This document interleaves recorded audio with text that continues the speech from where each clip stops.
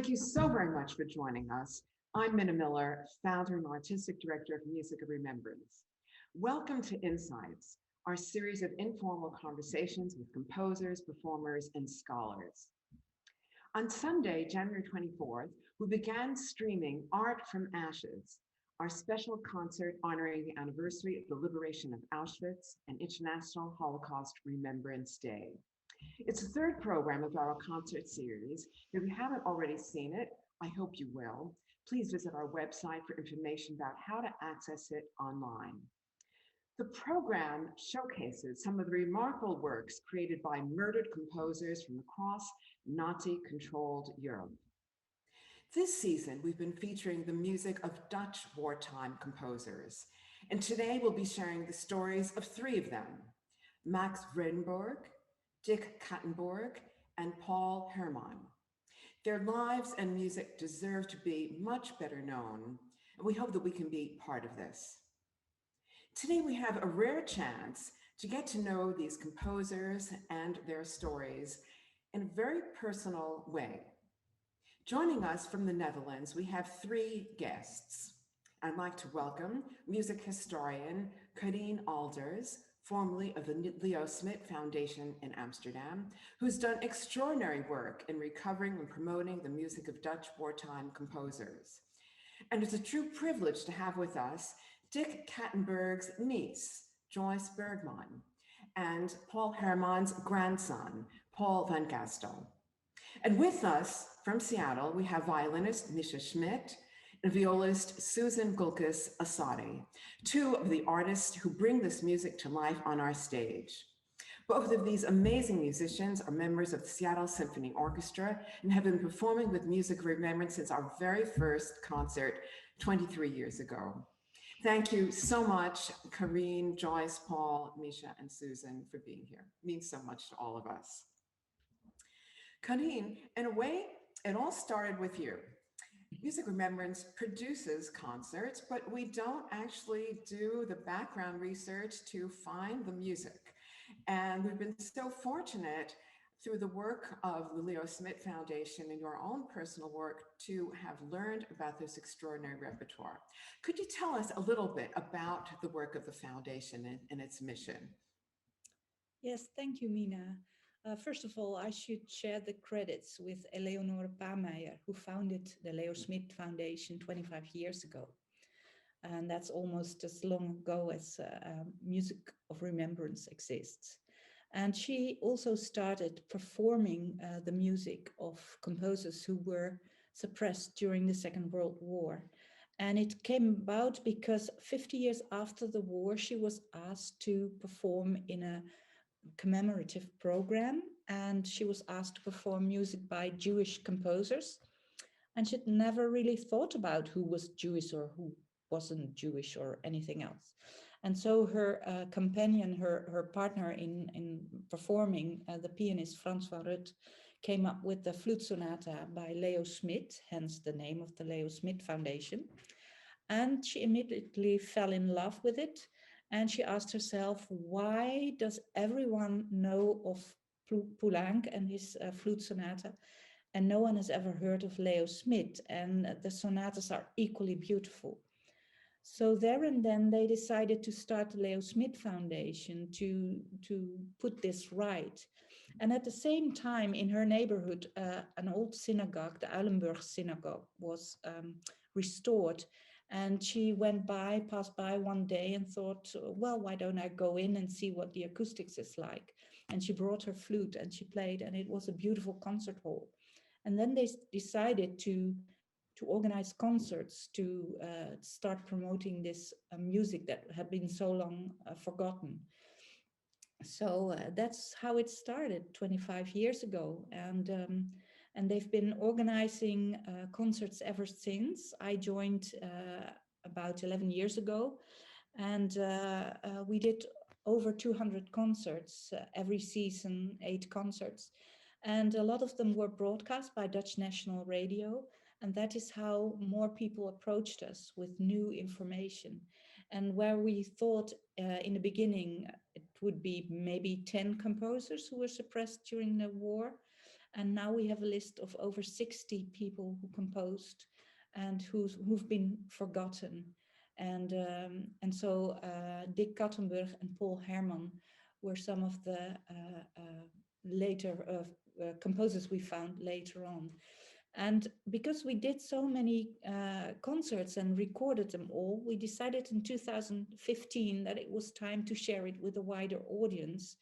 And that is when we published a book that has 35 of these composers with biographies. We launched a website, Forbidden Music Regained, that has all of these biographies in English, as well as over 2,000 of their compositions, and which, with as many compositions as possible, we try to add sound samples and also a link where to download the music so that more musicians can perform the music, and the word gets spread and the music gets spread. Because we can't bring these composers that were killed, we can't bring them back, but we can bring back their music. So that is what we hope to do. Well, it's an extraordinary resource, and the intelligence and the devotion, you can tell it when you go through that website. The biographies are exceptional, and they're done by a number of people that have direct connection to these composers.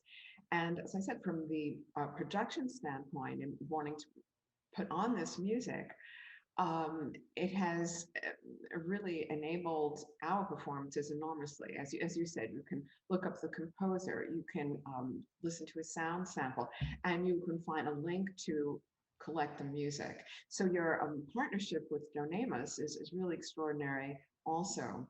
And we're grateful to you because you've actually shown off some of our artists and our performances of Dutch composers we have performed.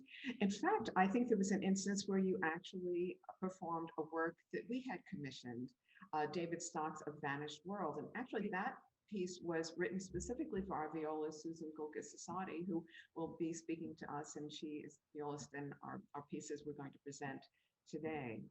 So speaking of viola, let's talk about Max Bradenburg. He had extraordinary journey. As a matter of fact, the concert that we had planned to do, our opening concert of the season, which we thought was going to be a live performance, was one that was reflecting journeys. And every composer that we present on that concert had a journey, and Max Rainburg's journey was quite exceptional. Could you tell us a little about that, Carine? Yes, he was actually born in a Dutch family, a Dutch Jewish family, but he was born in Brussels. And when the First World War broke out, that family came to the Netherlands. And so he grew up in the Netherlands, but he was very versatile in French. So when he went to study composition, he went to Paris and he studied with Paul Dukas. And actually, he also met Roussel, and he was very much inspired by those French composers. And in fact, when the Second World War broke out, he was living in Paris because he was also very much interested in film music. And when the war broke out, he started a radio station, Radio Free Netherlands. But soon the Germans also occupied Paris, so they had to move further south to the south of France, and then that is to say, Max Vredenburg and his wife and her parents, they managed to flee via Spain to Portugal, and there they were able to board a ship. But unfortunately, the ship sailed for the Dutch East Indies. And on the day they arrived, on the 5th of December 1940, 3 days later, the Japanese invaded what is now Indonesia. So they escaped the Netherlands, but they were incarcerated in Indonesia, in the Dutch East Indies. And they spent a few years in camps. They were separate, Max Vredenburg and his wife. They were both in different camps. But they both survived, as well as her parents. And they met after the war. Of course, in the Dutch East Indies, the war ended later than in Europe. And so by the end of 1945, they were reunited, and they were taken on a hospital ship because, of course, they were in very poor condition. They were taken on a hospital ship to Southampton, and unfortunately, his mother-in-law died, and his father-in-law died just 2 days before they arrived in the Netherlands. So that is an incredible journey. And when he came to the Netherlands, well, it's beyond comprehension. Everything was gone. I mean, his piano, his manuscripts, his music collection, his library, his house, everything was gone. So he had to start all over again. But he did, and he was very resilient. He started composing again, especially composing film music for very famous filmers like Bert Haanstra and Joris Ivens. And he became very well known also for founding the Dutch National Youth Orchestra. In fact, he was far better known as a conductor and director of the Dutch youth music education system. But he also composed a lot of music after the war. And actually, the work that we're featuring, and actually was on our concert, Stormy Seas, was his Lamento for viola and piano from 1952. So it is post-war, and is work that he wrote in memory of his sister who did not survive the Holocaust. Can we hear that work? It features our violist, Susan Gulkis Assadi, and pianist, Jessica Cho.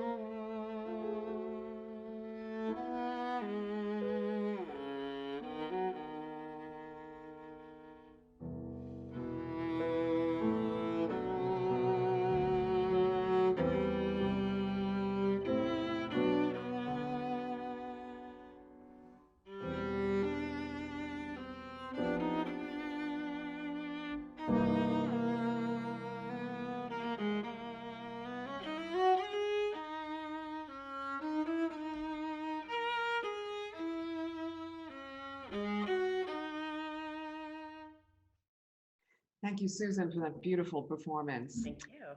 What was it like for you to play the Vredenburg? It's the first time we featured any of his music. You opened the concert, and tell us about it.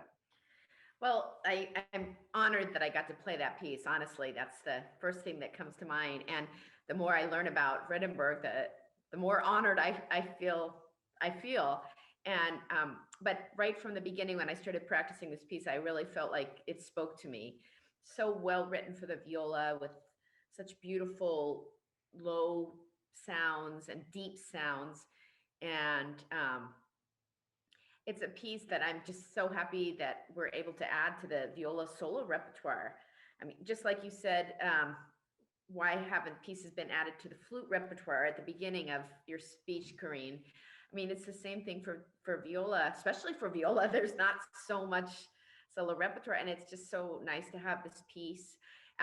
You were also speaking about how he was a real he liked to write music for a film. And I was thinking at the beginning of this lecture today, this webinar, you were playing the music as you were doing the credits, and you were telling about this, and it was like, felt like it was written for the beginning of this webinar. I mean, it really tells a story, and even without any video, the piece really told a story to me, and hopefully I can project a story when I perform it. And it's been a pleasure to learn it and to get to know it and to love it, and I'm sure I'll be playing it again. Thank you. Well, I'm always on the lookout for new repertoire for us and feature our wonderful core artists. And when I came across Vredenburg on the Leo Schmidt Foundation website, I thought, oh, this is a Susan piece, and it brings out the beauty of your sound and the soul in the music, and it's very special. And Thank you, Mina. Thank you. Thanks. Well, we're just thrilled to have with us Dick Kattenburg's niece, Joyce Bergman. And again, we discovered Dick Kattenburg's music through the foundation site. And our first introduction to his music was in 2014 with the wonderful tap dance and escapades. But Joyce, we credit all of you and the world for bringing this music to our attention. So tell us about being the niece and of discovering this music in your home. Well, my mother, Davy, was Dick Kattenburg's sister, and obviously she survived the war, or I wouldn't be here today. As a matter of fact, Dick was the only one out of their, well, small family circle who did not survive, because there was a younger brother, Tom, and mother, Helen, who both survived in hiding. Father had died at the beginning of the war, died, not murdered. And my mother and my father never really went into hiding. They were able to join the resistance, and they were very lucky with good false papers to get through, and they were able to do their bit. So I knew my grandmother very well, and I knew she had some of Dick's music. Nobody ever played it. After my grandmother died, my mother took it on to her. And after my mother died, I had it, but nobody knew what it was worth, what to do with it. So it just sat in a bag in my attic until one day I just happened upon Eleanor Palmeyer's site, and the fact that she had played one of Dick's pieces. Everybody thought, apart from me, obviously, that was the only piece that had survived the war. So I got into contact with Leonora, with the Leo Schmidt Foundation, and the son of the person that Dick wrote his flute sonata for came to my house and looked through the stack of paper that I had here and said, "Oh yes, this is worthwhile. We'll do something with it." And he and Leonora and her then husband, they somehow got it into order again, because it was, well, not in order. And the rest is really history. Well, it's a unique number of circumstances that have brought this about, and we're also so grateful. It's wonderful that you got to know your grandmother well, and to hear that the other siblings did survive the war. Were you able at all to get an impression of what your uncle was like from them? Not really.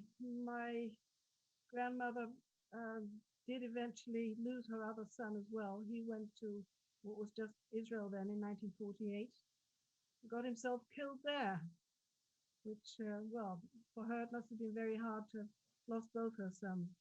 So she never really talked about them much.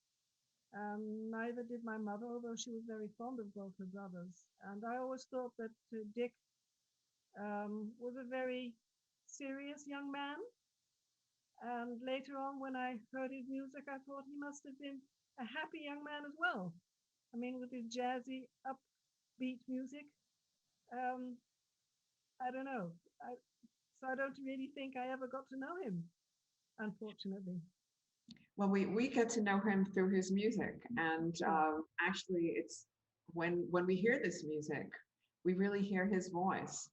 And I know often when we perform his music, I tell his story, and it's so tragic that he died before his 25th birthday, and never really lived to hear most of his music performed. In his lifetime, he performed the string trio, which we'll play some excerpts from today. And he did hear some of the flute sonata. But otherwise, it's all this repertoire that has come to light now that we can share with the world. So I'd like to share now the very first piece that we introduced to our audiences, Dick Kattenburg's Tap Dance. And when I came across the manuscript, again, from the foundation site, and was able to download the score, I saw it was for piano four hands and either wood block or tap dancer.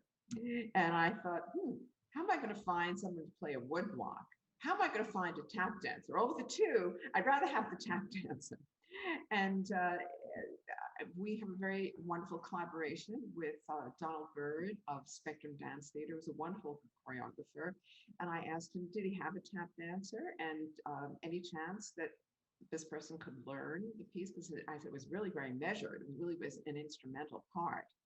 And he's a choreographer that reads music very well and takes things very seriously. And he came up not only with the dancer, he choreographed the dance. So I'd like to share with our audience a performance from 2014. Pianists are myself and Kim Russ, and the tap dancer is Shadow Mintro.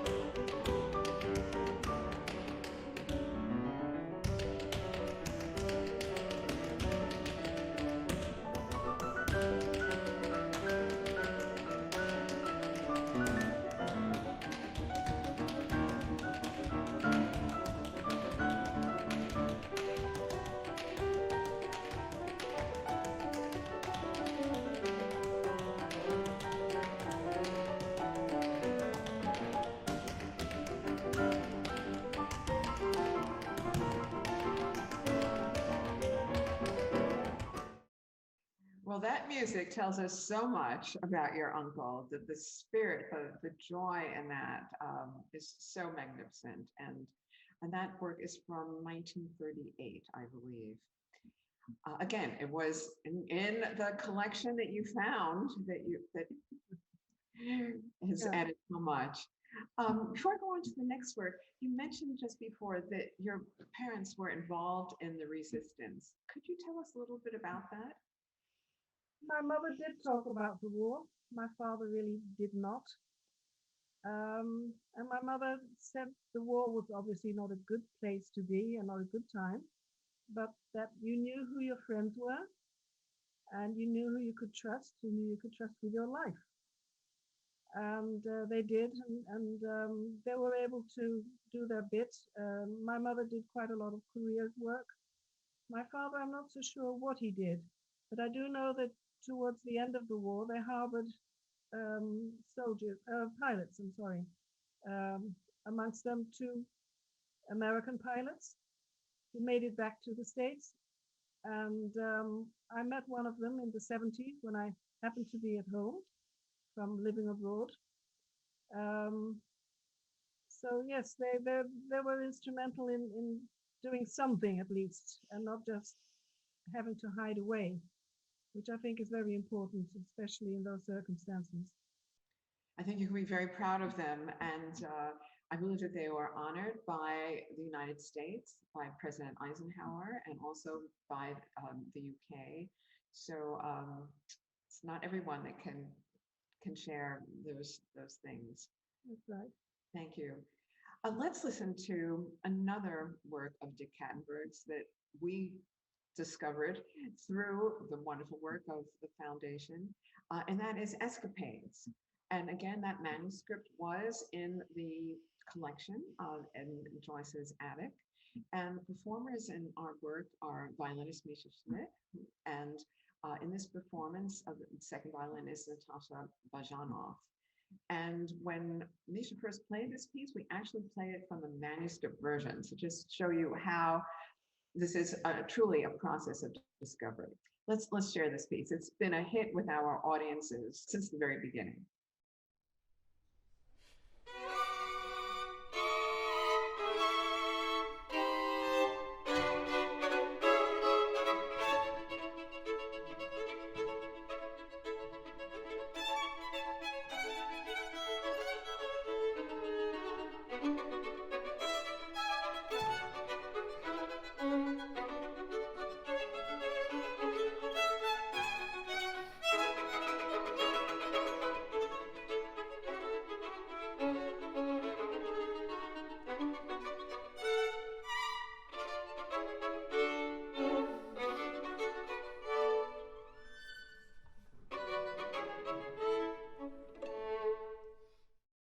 Another work that's so full of life and joy.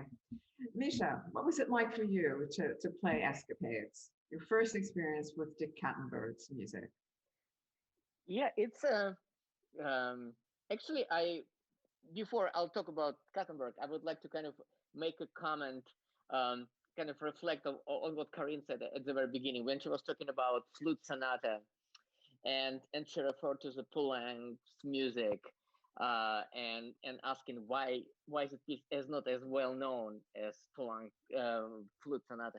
And to me, it was always in the last, I don't know, 20, even before Music of Remembrance, actually David Tunkanogi, our great cellist who started MOR and in whose memory we have this competition, he actually was the first one to introduce me to the Schulhoff's duo for violin and cello. And I remember it was just only one recording of Gidon Kremer, and he gave me this recording, and I listened, and I had exactly the same thought. Why is this music as good as Ravel Sonata for violin and cello? It's an absolute total masterpiece. Nobody knows it. You know, now it's much more better known. And thanks to Mina and to your effort, Carine, you know, it was constant discovery. Almost every piece, like yesterday on this or our concert, like Krasset Human Variations or Kattenberg's Escapades. Every time you start to discover this music, and the first question you ask, why is this music a footnote? Why it's not at least known as a Martinus, some similar kind of jazzy pieces, or all and now we talk so much about canon, how to enrich it, how to bring women composers, composers of color, and all these new things. And I think what we're doing it also, we're doing something extremely important. We're taking what could be footnote, none of those composers were in Grove Encyclopedia even, I don't know what, 30 years ago, and now with more recording and more performances, we're kind of realizing there's a whole incredible, kind of family of those composers, now getting well known. But coming back to Cattenberg, that was the same. We just started to rehearse, and we're completely delighted, enchanted by this piece. The only problem was just kind of archaeological work to like go through the manuscript, because even I think, unfortunately, now we cannot really say, did he write B flat or B natural? So you kind of have to decide, did he mean something nice harmony and kind of jazzy and kind of more so we just had to make this kind of decision one by one. But it was also exciting, you feel like, just kind of restoring this painting, and suddenly all these colors comes up. And we're so, as Mina mentioned, it was such a humongous hit with our audience. We already played it a few times. And while, last year, I think, or a couple of years ago, me and Susan worked with Seattle Symphony, and we had this great soloist, Vadim Gluzman, like big international soloist. And he saw me and just like, I think you're the one who plays on video of this of Ramba of Cattenberg. Can I have music? That was just fantastic, and I think by that time it was manuscript, and I could show that to him. So yeah, it's the same story every time, almost every time. I wouldn't claim that every piece we play is a masterpiece, but it was actually amazing how many pieces in this last 23 years are actually masterpieces. Yeah. And even this year, we had our first experiences playing, as we mentioned, Bradenburg and Paul Hermann's music, which we'll come to shortly, and Geza Fried. We have known about these extraordinary composers and their lives, and we come to know them through the music. With Cattenberg, it's so sad because he never really lived to hear his music performed in his lifetime, just as I mentioned, a few pieces. And the piece I'd like to share next with you is one that he actually played in, and that was the String Trio, and from 1938. And it was performed by him at the home of his teachers. It was a very informal concert, and we'd love to share it with you. Performers are violinist Mikhail Shmidt, violist Susan Gulkis Assadi, and cellist Walter Gray.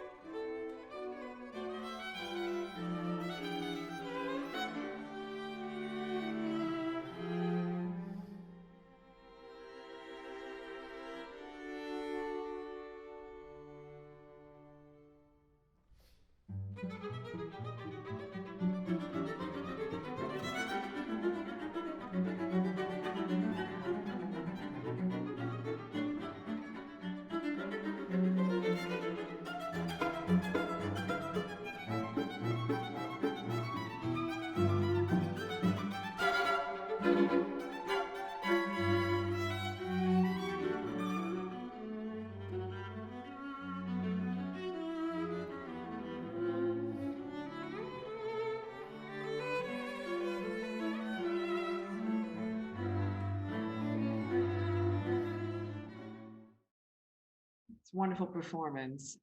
Susan, what was it like for you to play the String Trio? Was your first experience with Dick Kattenburg's music.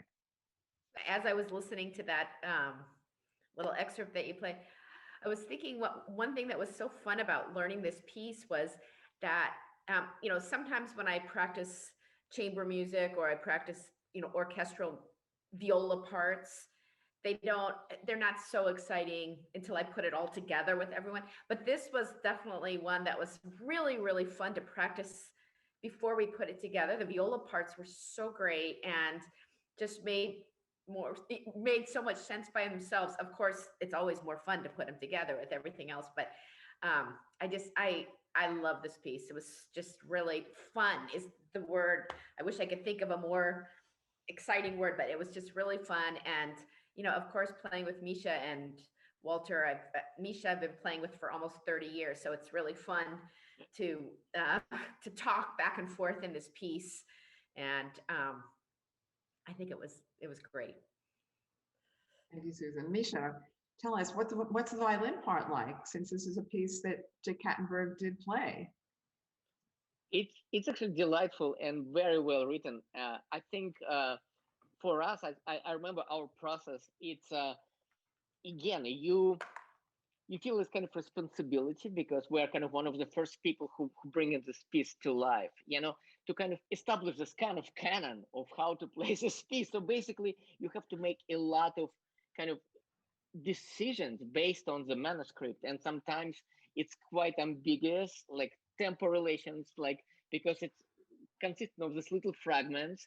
You're thinking about, like, remember about the tempos, how fast to go, is it really much faster or just a little bit?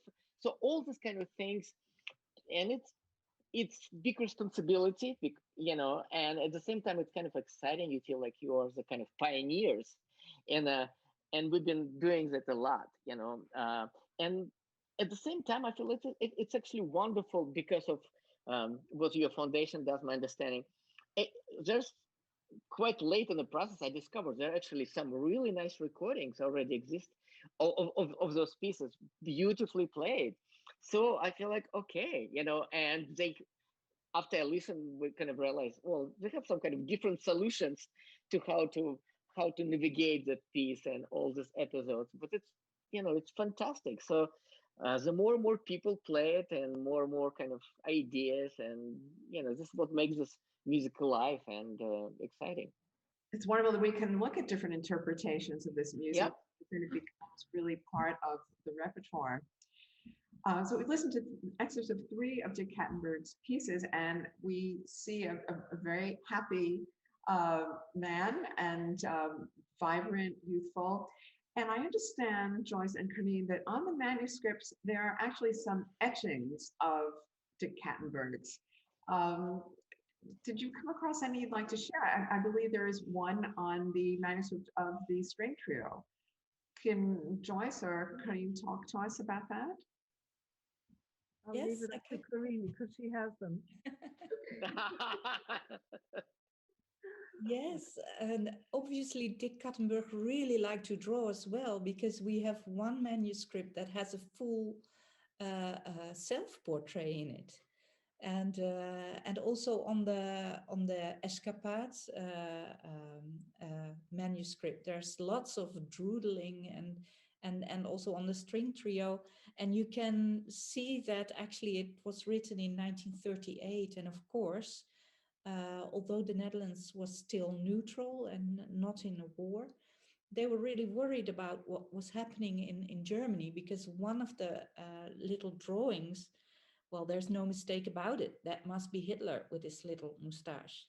And just a bit further down on the page, you see a soldier from below, you see the footprint, and above it, you see them bringing the Nazi greeting. So they were really thinking about that. And well, of course, they didn't only play, they also talked together. So I think that was very, very moving. It makes it real people. Yes, and haunting, Yes, the yes, premonition that they must have had. yeah. Also, in a number of other works we've played, the Cattenbergs, some of the titles of the pieces didn't actually reflect their content. Maybe you could talk a little about that, because you did explain to me some of the rationale of the titles of works he used. Yes, there's also a trio that's called Hebrew Melody, but on the parts it says Mexican Melody. And so Mexican was a euphemism for Jewish. And so sometimes it was called Romanian Melody, and Yes, the score that we played from yeah, said Romanian melody. yes, Romanian Melody. So he used all sorts of different titles, and also he used pseudonyms for himself. He didn't always sign his work Dick Kattenburg. He also used a very posh name, C.J. van Assendelft van Wijk, which is a double name, as if he was of noble descendant. But it turned out to be a chimney sweep. And I have no idea. So this person really existed, and he was a chimney sweep. I have no idea what the relation is to the Kattenberg family, but he probably thought, well, that's a good name, I'll use it. And another name is K. van Dunsen, or short KVD.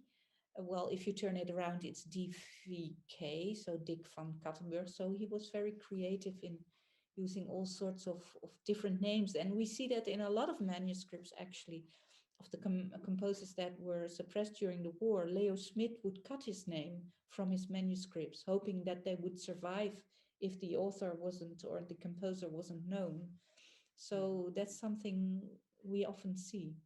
It's just so painful to know that, you know, his hiding spot was betrayed, and he was arrested, sent to Westerbork, and then on to Auschwitz. And I believe that he perished possibly on a death march before the camp was liberated.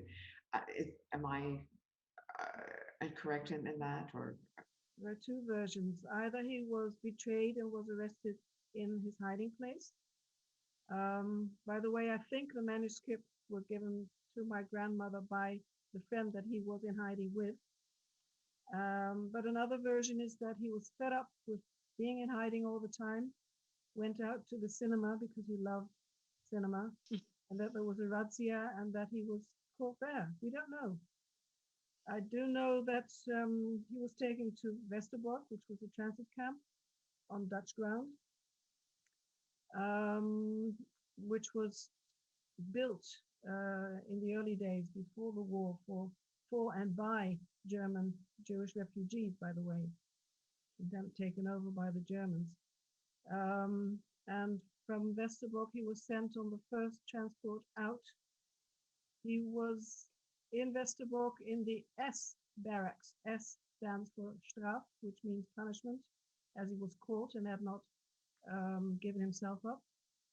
And we know that because his aunt, my mother's aunt also obviously, saw him there. And she was somebody quite high up in the Jewish council.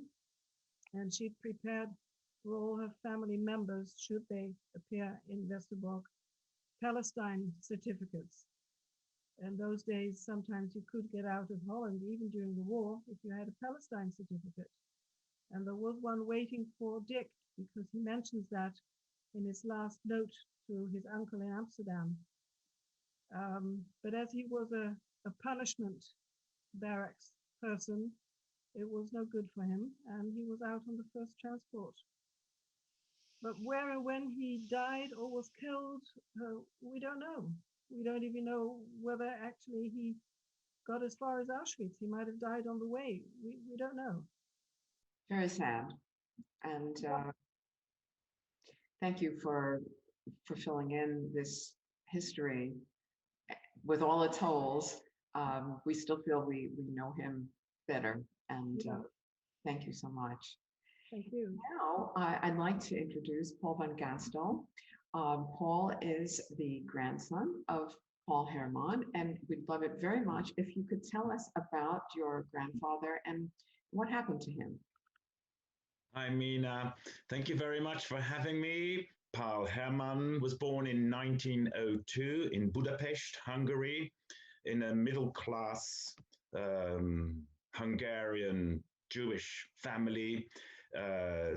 Went to conservatoire early, started his musical studies there, both studying cello and composition, managed somehow to convince both the main composition teachers at the time at the Liszt Hochschule, that is Bartók and Kodály, to have lessons with them, composition lessons. Then as soon as just a few years after this First World War ended, he was ready. He must have been a very vibrant person, energetic, and with his stage partner, Zoltán Székely, violinist Zoltán Székely, who then later on helped set up the Banff Center in Canada, he toured Europe, London, Amsterdam, Paris, Brussels, Salzburg, and very often they played their own compositions, as was usual at the time. Both met enchanting Dutch young ladies and decided to marry. My grandfather married Ada, and they settled in Berlin. and lived there in the late 1920s. In 1932, my mother was born, and in 1933, horror and tragedy struck the couple, the young family, because my grandmother died after of the consequences of a near drowning accident. And that very same year, my grandfather could no longer continue his job teaching in Berlin because of the political climate changing already at the time. So my grandfather managed to put my mother, who was a baby at the time, in hiding with his in-laws in the Netherlands.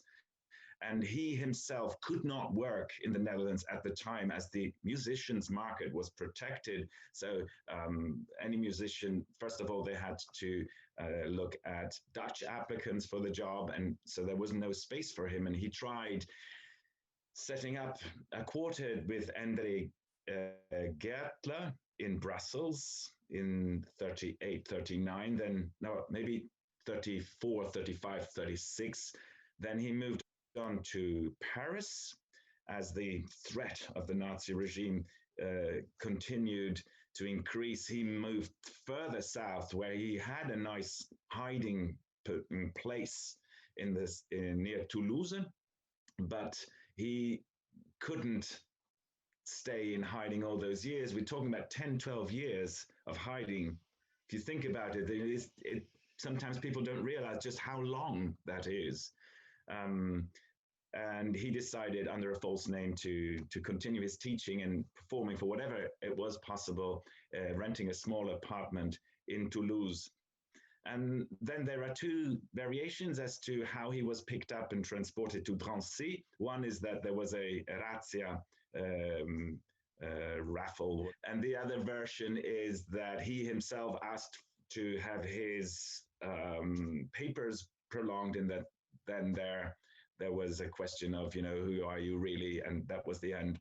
Anyway, from Drancy, he was sent on, and this is actually something I don't usually talk about it because it's so heavy, but I do think it is important that we share this with your audience. And this is what I appreciate, Mina, in the way you set up this whole interactive webinar, because it does give a picture of what the situation was like at the time.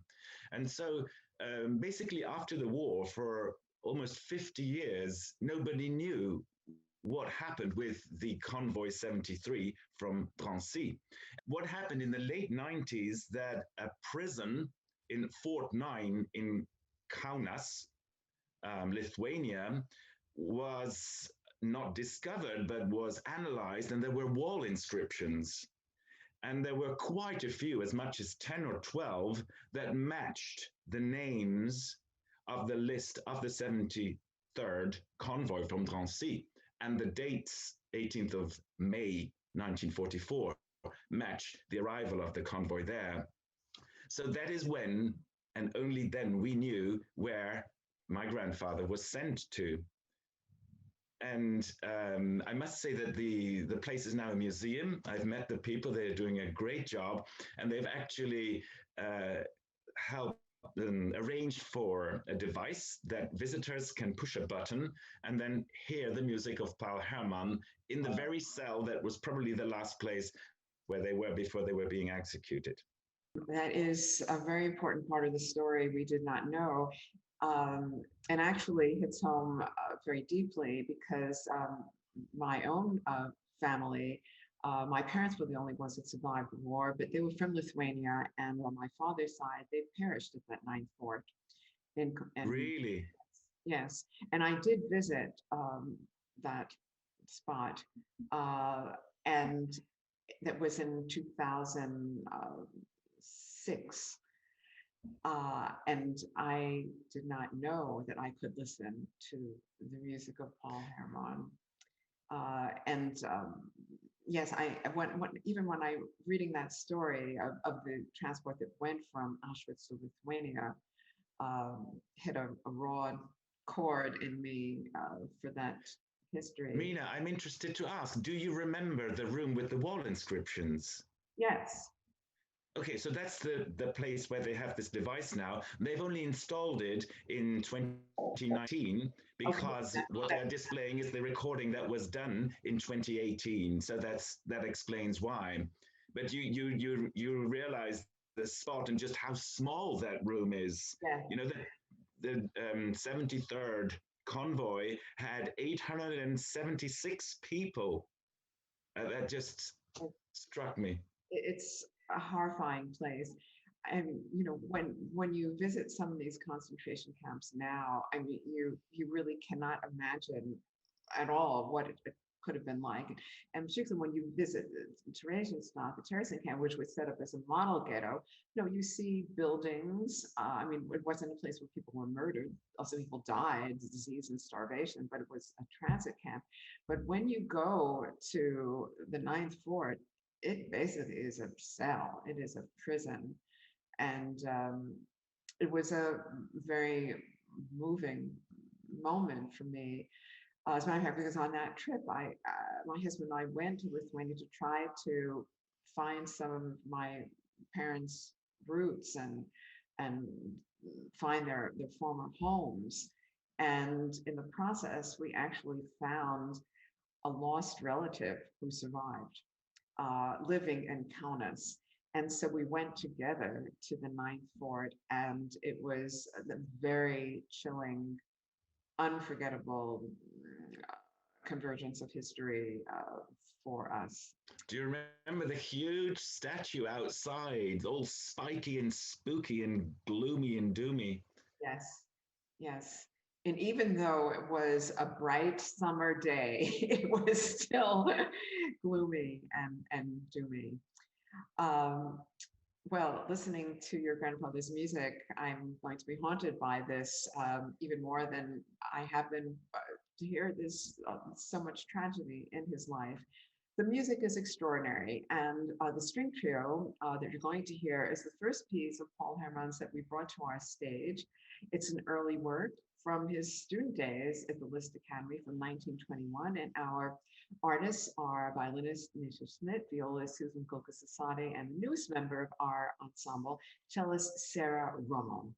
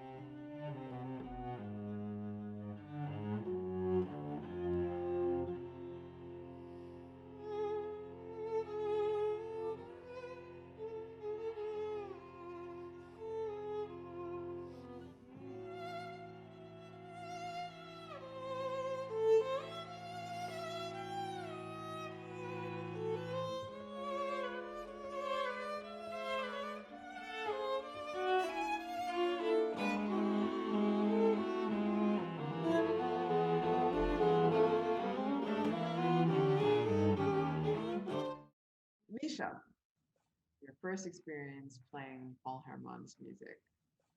I just have to say that overall, we had to, for those online concerts, it was such an intense process, and we have to learn a lot of pieces in a relatively short amount of time.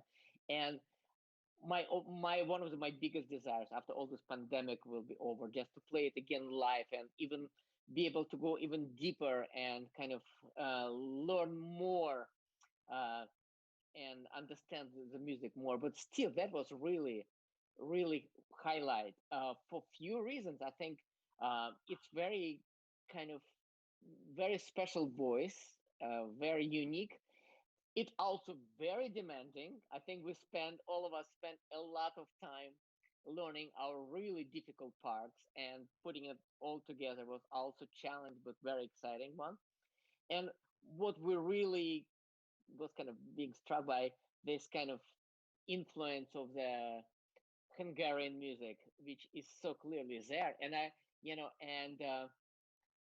we took some kind of risks playing with tempos and doing kind of more rhapsodic approach to some of the material, more kind of improvisational, because there's something, even almost nothing was written in music. It was like in one episode it says manner, just basically a bit slower. But to us, it's kind of indicated there's something different there.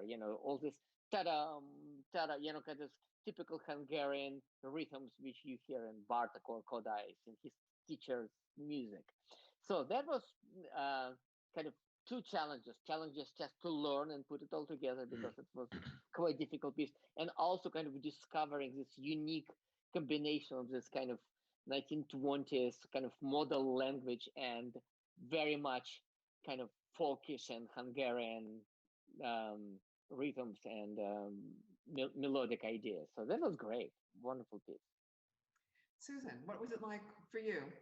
Well, I always like listening to Misha talk before me about something, because he's so educated and can really analyze all these things. And I mean, for me, it was just so that Hungarian flair, that Hungarian style, the taste of it was so obvious in this piece, and it came so naturally when we were playing together. I mean, yeah, we studied tempo changes and little things, but it really, those things popped out. And I think it's so neat that we're sitting here talking to you, Paul, who and your grandfather, was a student of Bartok and Kodály. I mean, it's just small, 6 degrees of separation. It's such a neat thing that we're able to meet you and hear more stories about him and about all of the composers we're talking about. I mean, the more, from me personally, the more I learn about them, I'm sure the next time I play these pieces, it will affect the way I play and the way I talk about them to other people and the way I listen to them when other people are playing them. It's really a gift, and it's so special that we're able to be here together talking about it. And Carine, all your research, I mean, it's really incredible. So thank you all. And yeah, this was a challenging piece to learn, and I too can't wait to play it again with an audience and really delve into things again. But it was amazing. Thank you, Susan. Well, I truly admire our artists. Their passion, commitment makes all of this possible. And to doing this during COVID, and they're not being able to rehearse as much as they would like, and being socially distanced and masked, and tackling new repertoire was really a challenge. And I admire what you did, and the music comes through, and it's wonderful. Paul, tell us what you're doing to revive and promote your grandfather's music. Okay, basically, I've always been interested in trying to find out who was Paul Hermann. Obviously, I'm named after my grandfather. I'm one of 4 siblings, 2 boys and 2 girls, and all 4 were named after our grandparents. So obviously, you identify with that. The few people I met who have known both my grandfather and myself say that, or said, because they're all dead now, that there are similarities between the 2 of us. So there's always been that curiosity. Basically, what my contribution to all of this has been triggered in 2016, when my cousin in Los Angeles, a niece of Paul Hermann, set up the Paul Hermann ongoing scholarship for the Colburn School and asked me to help her send some information. That was the request. So I said, okay, this is the time I will do the Wikipedia pages, which I did. And I asked my mother if I could have copies of all the manuscripts, and those have come over the years. Not always all of them, but then there was another one, and then yet another one. And my mother was obviously very protective of this box of manuscripts. She had already lost her mother. Then she'd seen her father for the last time when she was 7. So that was all. All of my family of my grandfather were murdered, all of them. So my mother, when she got finally in the year 2000 or 2001, the compensations for the Holocaust, she got the highest amount. They were classified because there's just nothing left. All of which she has put in the Paul Hermann Fonds Foundation in the Netherlands that sponsors, that gives out scholarships to young cello students. To go back to my story. So I've basically, in those 4 years, I've done 4 things. The first is to put all of the manuscripts, to transcribe them and to put them on IMSLP, the, Wikipedia sheet music archive. The second is the making of a documentary that is probably, it's not for sure, but it's probably going to be named Following Paul, by Running Real Films, a Los Angeles-based documentary maker. And she, Han Nguyen, is following the story from 2016 onward and has been all over the world to figure out. She's been to Fort 9th in Kaunas, she's been to Lviv, and I'll tell you more about that in a second. So there are about 25 compositions that we know of by my grandfather, and 2 of them were really quite ambitious, but he couldn't finish them. And one is Ophélie, which is a song, a beautifully composed song. It's a mini opera, it's 10 minutes, and it goes literally from as much as you can imagine to one end to from the one end to the other. But it was written for voice and orchestra. This is in his own handwriting, but we only have the piano accompaniment. So that was the one piece that I was really keen on somehow finishing. The other was his cello concerto. Here we have a cellist and a composer. He's written a cello concerto. So that must be something special. But we only had 1 movement. What do? You can't really finish it because there's just not enough there. But you can reconstruct it. And this is what we did. For whatever it's going to be worth, we invited a young Italian composer by the name of Fabio Conte, who took several of the Paul Hermann compositions and manuscripts of compositions that he hadn't finished, and somehow put it all together to a 5-movement cello concerto, which is now registered as the Hermann Conte Cello Concerto, and that Clive Greensmith from the Colburn School has now played several times. We had the world premiere in Lviv in 2018, and then the American premiere in Bellingham later that same year, 2018. So that's the second or the third initiative. The fourth is a spin-off. It's Tokata Classics, the record label in London that is specialized in forgotten music, performing good music that has been forgotten. Footnotes, as we said earlier on, why have they become footnotes? Simply because nobody plays them. So they were keen to have the recordings of both the cello concerto and Ophélie with orchestra, recorded professionally and brought out. And that was complemented with another orchestral composition that was actually published in Paul Hermann's lifetime, the Kammer Sonate for violin solo and string orchestra or string ensemble.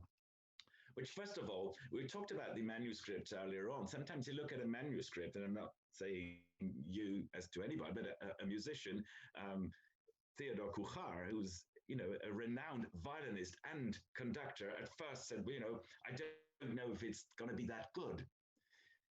Listening to it, it's actually very good. Sometimes these manuscripts hide a little secret.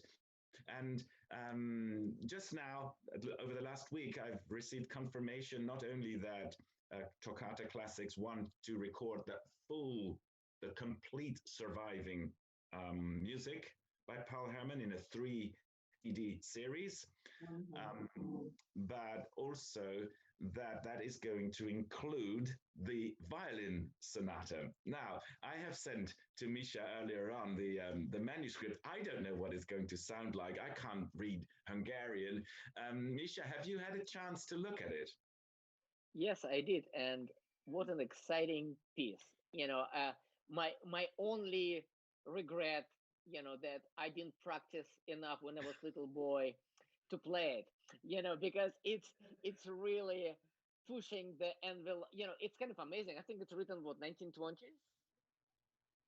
Yes, 1919, the very same 19. year that Kodai, whom the violin, I call it a sonata, but technically it's not a sonata, is dedicated to, the very same year that Zoltán Székely, I said Kodai before, sorry, that Zoltán Székely wrote his first violin sonata. Yeah, so I feel like it's been written about 24 years before Bartok's solo violin sonata, which also kind of one of the pieces which totally pushing limits of violin writing. So that piece, I think, that one of the main ideas of that new piece, which I looked at in the horror because it looks so hard, but also amazing, absolutely amazing, that he wanted to imitate basically playing of two violins. So basically, violin playing something, constantly plucking the strings non-stop. So basically, it sounds like two violins, one plucking strings, one playing the melody. So it just make my brain hurt just to think of the kind of fingerings and how is it.